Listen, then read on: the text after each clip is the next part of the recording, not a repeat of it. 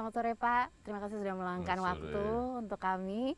Sebelumnya saya ingin mengucapkan selamat karena hari ini tadi pagi kami menyaksikan sebuah pencapaian atau milestone baru untuk bangsa Indonesia dengan terlaksananya prosesi penyatuan air dan tanah Nusantara di titik 0 km Ibu Kota Nusantara. Selamat Pak, kita memulai perpindahan ke Ibu Kota baru. Nah, sekalian ingin bertanya, apakah filosofi di balik memilih titik 0 di tempat lokasi tersebut? Yaitu hitung-hitungan geospasial yang dilakukan oleh Kementerian PU, memang titiknya di situ. Tapi kalau di sini ini titik untuk istananya. Oh, ini titik untuk istananya Sini berarti. titik istananya, ini tempat yang tertinggi dari permukaan laut kira-kira 80 meter. Ini yang paling tinggi di sini, sehingga bisa melihat alam yang luar biasa ya. Penjuru kanan kiri. Sebelum kami lanjutkan Pak, kami ingin mohon izin untuk membuka masker karena kami semua sudah mengikuti protokol kesehatan, sudah PCR swab untuk membuka masker supaya dapat menyapa pemirsa lebih baik lagi. Nah, bagi rakyat Indonesia ini kan banyak sekali manfaat yang didapat dari pemindahan ibu kota negara.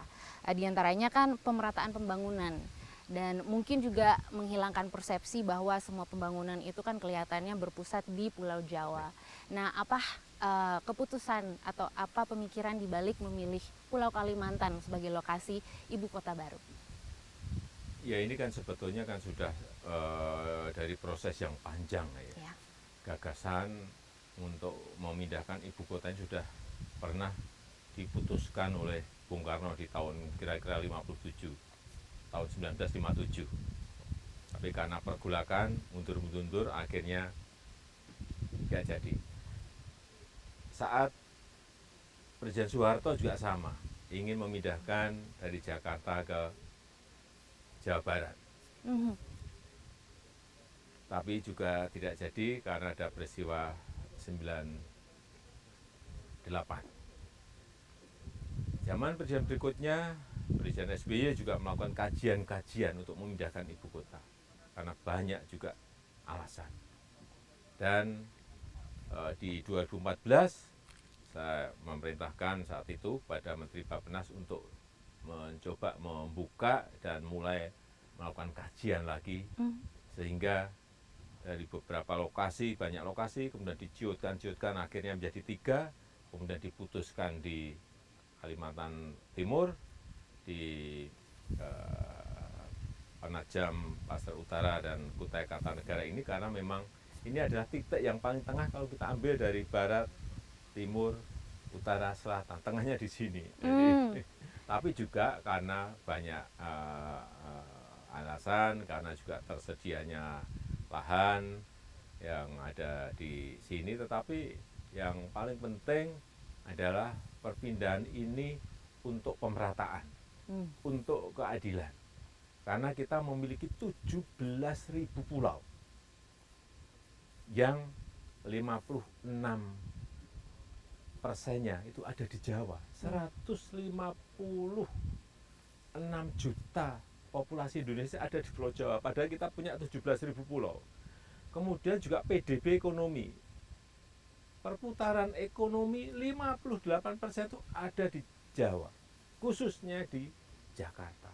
Artinya apa? Magnet ada di Pulau Jawa dan ada di Jakarta. Oleh sebab itu, harus ada magnet yang lain, sehingga dari 17.000 pulau ini semuanya tidak menuju ke Jawa, sehingga beban Pulau Jawa, beban Jakarta tidak semakin berat. Jadi dimulai dari sana, pemerataan dan keadilan. Jadi pemutaran ekonomi juga sudah terlihat karena kabarnya kita mengadakan acara ini, rental-rental dan semuanya sudah fully book. Berarti dengan mengadakan satu acara aja sudah bisa menghidupkan ekonomi dengan cara yang luar biasa. Nah, untuk membahas itu, karena kan Bapak tadi sudah menjelaskan bahwa kajiannya sebenarnya sudah lama dan sudah diperhitungkan sejak lama. Memakan anggaran berapakah untuk dapat memindahkan ibu kota ke Kalimantan, dan juga sumber dananya itu setelah dikalkulasi datang dari mana? Hitungan sementara 466 triliun rupiah. Itu kurang lebih 19-20% itu nanti berasal dari APBN, dan sisanya bisa berasal dari PPP, berasal dari KPBU, bisa dari murni investasi sektor swasta, bisa juga dari BUMN, atau bisa juga menerbitkan obligasi publik. Semua bisa dilakukan. Saya kira kita ingin otorita ini fleksibel dan lincah dan bisa mendapatkan skim-skim pendanaan dari berbagai skim yang ada. Kalau kita membicarakan fleksibilitas, berarti kan tentunya ada tahapan-tahapan dan prioritas-prioritas ya Pak ya. Jadi kira-kira untuk rampungnya perpindahan dan pembangunan ibu kota Nusantara ini memakan waktu berapa lama dan ada tahapan-tahapannya nggak? Ini kan sebuah pekerjaan yang raksasa besarnya. Ya. Ini pekerjaan besar sekali. Jadi dan juga bukan pekerjaan yang mudah. Ini pekerjaan rumit. Oleh sebab itu memang butuh waktu yang panjang. Perkiraan kita antara 15 sampai 20 tahun baru bisa diselesaikan. Dan kita harapkan dengan sudah terbentuknya otorita, ada kepala otorita dan wakil kepala otorita, nanti yang menyiapkan. Kelembagaan sudah ada, nanti perencanaan yang lebih detail, entah itu DED dan lain-lain juga disiapkan sehingga akan semakin kelihatan nanti. Tetapi yang paling penting memang infrastruktur dasar itu yang harus segera dimulai.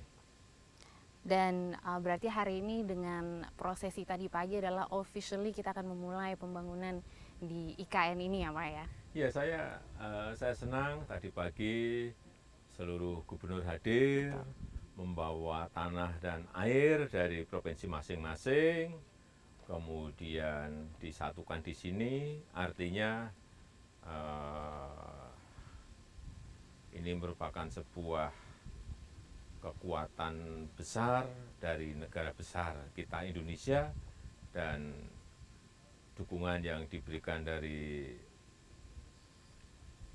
seluruh provinsi di tanah air ini akan sangat menyatukan dan memberikan kekuatan yang baik pada dimulainya pembangunan ibu kota Nusantara ini. Milik bangsa Indonesia. Tadi yang Bapak, saya quote dari sambutan Bapak tadi, luar biasa. Dan Pak, dengar-dengar nih peringatan 17 Agustus juga akan difokuskan di sekitar wilayah ibu kota Nusantara. Boleh mungkin dijelaskan detail-detail yang bisa di-share saat ini? Ya, ini kan baru dimulai, ya. Namanya rencana, ya. Ada beberapa menteri yang menyampaikan untuk nanti di 2024 17 Agustus dilakukan di sini.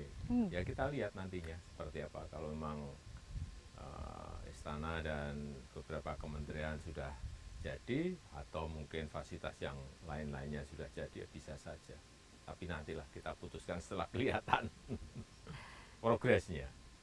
Nah, mungkin pertanyaan terakhir dari saya, kami sekarang berdiri di titik tertinggi tadi yang menurut penjelasan Bapak yang Istana akan di sini menjadi spot istana, dan kita melihat view yang sangat luar biasa. Apakah keberadaan alam akan menjadi konsep juga, salah satu konsep krusial untuk pembangunan ibu kota Nusantara? Ya, konsep ibu kota Nusantara ini adalah kota hutan. Artinya hutan ini akan dibiarkan hijau seperti ini, tetapi ini yang dipakai untuk ibu kota ini adalah hutan tanaman industri yang monokultur, yang homogen tanamannya, yang setiap 7 tahun ini ditebang. Ya, kita harapkan nantinya kita ini kan juga membangun yang namanya nursery, pusat persemaian, yang produksinya kira-kira 20 juta Hmm. bibit tanaman per tahun. Yang dari situlah nanti kita tanam untuk rehabilitasi hutan yang ada di IKN Nusantara ini. Sehingga tanamannya tidak monokultur, tanamannya tanaman endemik, tanaman lokal yang mampu menarik hewan untuk masuk, menarik burung-burung untuk masuk, menarik kupu-kupu untuk masuk, sehingga memang ini yang mau kita lakukan adalah merehabilitasi baik hutannya maupun nanti mereklamasi dari bekas-bekas tambang yang ada. Karena memang sudah banyak sekali ini hutan-hutan yang dirambah oleh masyarakat dan sebagian sudah harus diperbaiki dan direhabilitasi.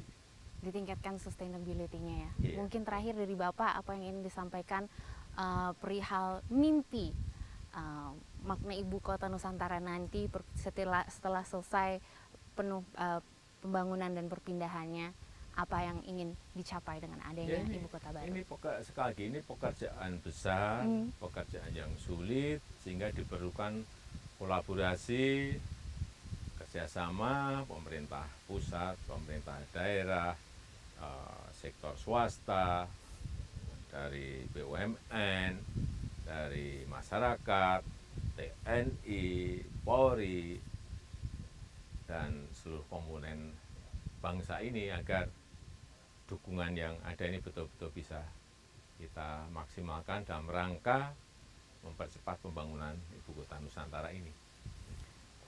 Luar biasa. Terima kasih Pak untuk waktunya, sekali lagi selamat karena tadi pagi kita sudah menyaksikan momen bersejarah untuk bangsa Indonesia, dan mudah-mudahan juga lancar semua persiapan dan pembangunan ibu kota Nusantara. Terima kasih. Oke, makasih. Terima kasih Pak.